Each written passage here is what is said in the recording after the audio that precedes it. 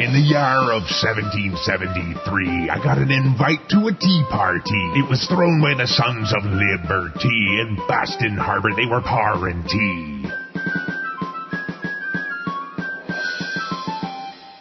They didn't like the tax levied on their tea by old King George and the royalty, so they threw a little party down by the sea. They didn't serve crumpets, they just poured the tea.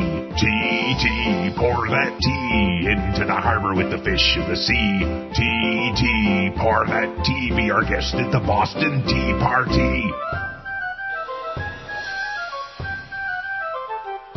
Now the British got mad, I guarantee. That was no way to serve the king's tea for the folks who lived in the colonies. It turned out to be revolutionary.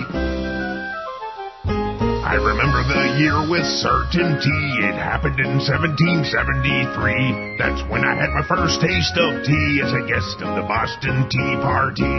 Tea, tea, pour that tea into the harbor with the fish in the sea. Tea, tea, pour that tea, be our guest at the Boston Tea Party.